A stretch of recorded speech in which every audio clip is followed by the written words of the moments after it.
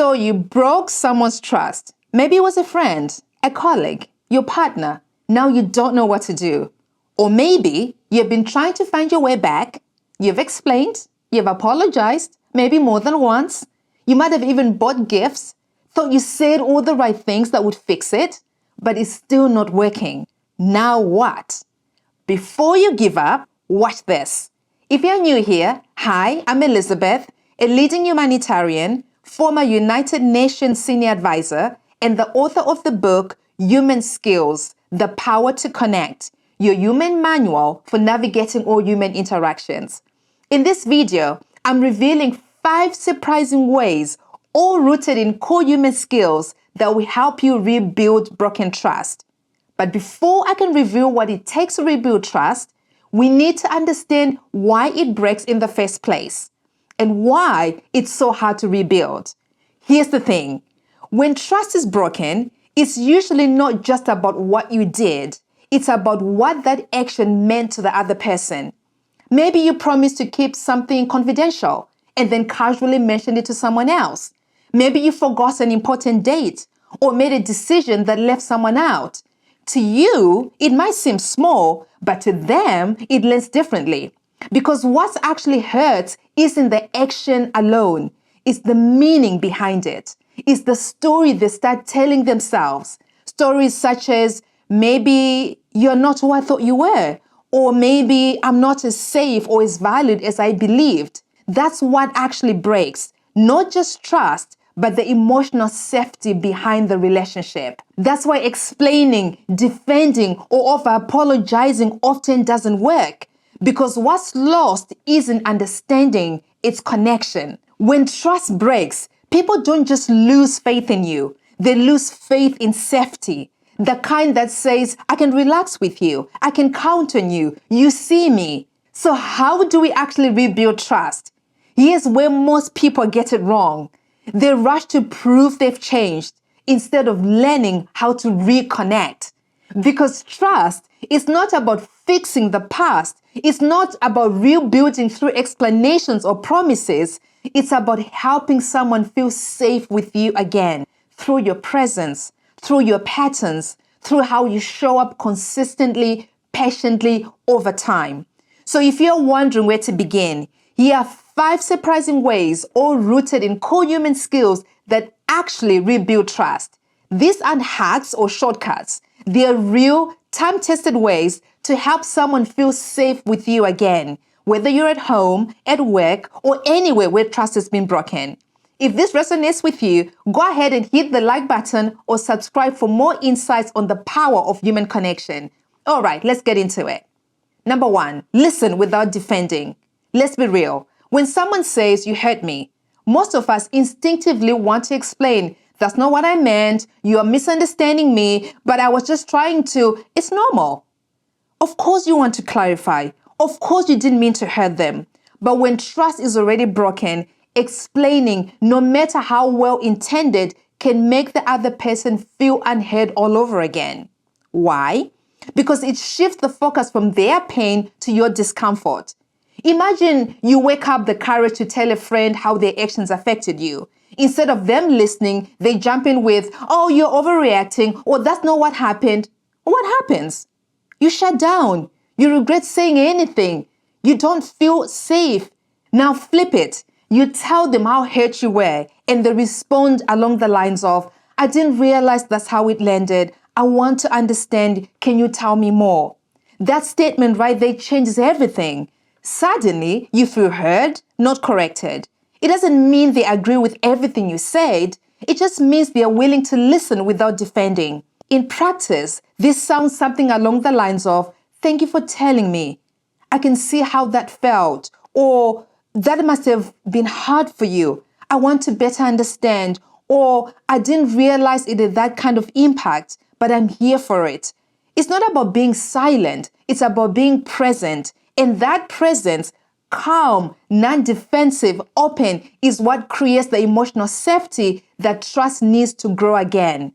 So next time you feel the urge to explain, just pause, take a breath, and remind yourself, right now, it's not about fixing, it's about hearing and caring. that one shift can change the whole conversation. 2, take full ownership. No but. Okay, someone you care about tells you that you've hurt them. What's your first instinct?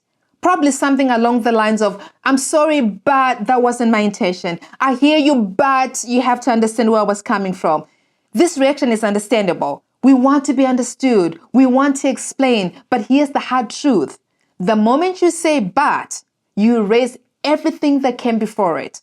It's similar to handing someone an apology and then taking it right back. Let's say you forgot your partner's birthday or remembered but didn't make it meaningful. They tell you, hey, this really hurt me. It made me feel like I didn't matter. And you respond with, I'm sorry, but I had a lot going on that week. What they hear is, my excuses matter more than your feelings. Now flip it. You say, you're right. I dropped the ball. That must have felt really disappointing. I own that. Totally different energy. Now you're not defending. You're showing them that you care. You're owning your action. That's how trust starts to rebuild. Ownership means taking responsibility for the impact, not just the intent. It says, I see how my actions might have hurt you, even if I didn't mean to, and I'm here to make it right. It doesn't mean you're a bad person. It just means you're willing to be present in their pain and not just explain yours. Another example, you broke a friend's confidence. You think it didn't matter and it wasn't a big deal. Now they're upset and they say, I don't feel like I can trust you anymore. Don't say, I didn't think it was that serious. Instead, be accountable. You can say something along the lines of, apologies for my action. I shouldn't have shared it. That's on me. No disclaimers, no minimizing, just honesty. That kind of clear, non-loopholes accountability is rare but incredibly powerful. It tells them, your feelings are valid. I take responsibility. And I'm not here to rewrite the story. I'm here to own it. So next time you feel the urge to add but, pause. Replace it with a period. Let the apology just stand, because trust isn't rebuilt by being right. It's rebuilt by being accountable. 3, show up consistently. Here's the thing about rebuilding trust. It's not a one-time fix. You can't say the right words once or even a few times and expect everything to be okay. Trust doesn't return on your timeline. It comes back on theirs. And that takes patience and persistence. Rebuilding trust means showing up consistently, especially in the small moments. Not with the grand gestures, not with the dramatic apologies, but with quiet, reliable actions that say, you can count on me. Something like this. You promise a friend you will check in every Sunday while they are going through a rough time. Even when you are tired or busy, you still call. That call becomes more than just a check-in. Rather, it sends a powerful message that says, I meant it and I'm here. Or here's a work example. Let's imagine that you dropped a ball in a project. The correct approach that retains trust is to follow up quickly and early with clear communication. It's not just saying, trust me again. You actually have to show that you're trustworthy, because trust isn't rebuilt by a single promise. It's rebuilt by patterns, by doing what you said you would do over and over again. You don't have to be perfect, but you have to be consistent. So if someone still feels guarded even after you've apologized, remember, they are not waiting for the perfect words. They are watching for your patterns. And when those patterns say, I'm reliable, I respect you, I'll keep showing up, that's where trust starts to grow back. 4, practice patience. Rebuilding trust isn't a sprint, it's a marathon. And if you expect things to heal overnight, you're setting yourself and them up for frustration. Here's the truth. Trust is emotional, and emotions don't run on a schedule. You can't rush someone into feeling safe again. You can't force forgiveness or fast forward past hurt. Think about it. Have you ever been hurt by someone, and no matter how sorry they were, you just weren't ready to move on? Maybe you needed more time or space or proof that things would really change. Now flip it. When someone pushes you to move on before you're ready, it usually backfires. You close off even more. That's why patience is a core part of rebuilding trust. And not passive patience, by the way, active patience. It's the kind that holds space, stays consistent, doesn't panic, even when things feel tense or slow down. Let's say you had a close friend. Maybe you broke a promise or said something thoughtless. You've apologized, you're showing up, but they're still guarded. Instead of pushing for quick forgiveness, you give them room. You stay steady. You check in gently. You let trust rebuild at their pace and not yours. I've seen this in some of the most fragile communities during my humanitarian work where trust was shattered. The people who helped rebuild it weren't the loudest or the most persuasive. They were the ones who stayed, the ones who kept showing up, who didn't push the process. So if you're feeling discouraged, remember this. Healing takes time. Trust takes time. And your patience is part of that repair. It sends a powerful message. I'm here. I respect your pace. I won't give up. That kind of patience, it plants the seed for real trust to grow again. 5. Own your mistakes honestly. Here's something hard but essential when it comes to rebuilding trust.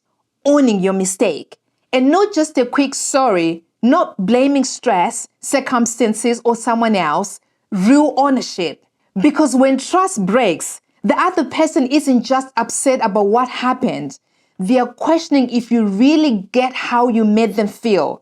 Think about how powerful it is when someone says, I messed up, that was on me. No excuses, no dodging, just honesty. It's disarming. It builds respect. Here's a quick example. You promised to help a friend move on Saturday. Then you bail last minute. No heads up. They're left hanging, frustrated, maybe feeling like they don't matter to you. If you just say sorry, it lands flat, especially if it's not the first time. But if you say, I should have told you sooner, I let you down and I see that, I'm really sorry, that lands differently. It shows you're not just sorry you got caught, but that you are aware of the impact. That kind of honesty is rooted in humility. And humility is a core human skill. It's not a weakness, it's a strength. The strength to be real, to take responsibility, to grow. In every culture, in fact, that I've worked in, this holds true. People respect the person who owns their action because it shows respect for them. So if you've broken trust, don't downplay it. Own it clearly, sincerely, then back it up through what you do next. That's how trust begins to rebuild. And there you have it. 5 effective ways to rebuild trust. Don't forget that rebuilding trust isn't about being perfect. It's about being human, being present, patient, honest, consistent, and humble. It takes time. It takes intention. But most of all, it takes heart. And if you've made it this far in the video, I'm guessing you care enough to do the real work. Now I want to hear from you. What's one thing you've learned about trust, either from rebuilding it or losing it? Drop it in the comments. Your insights might be exactly what someone else needs to hear right now. If this resonated, don't forget to like the video, subscribe to the channel, and share it with someone who might need it. And if you want to learn more and go deeper into human skills, check out my book, Human Skills, The Power to Connect. Link in the description where you'll find a dedicated chapter on building trust. Thank you for watching, and remember, to succeed in life, we must first succeed in understanding people. I will see you in the next one.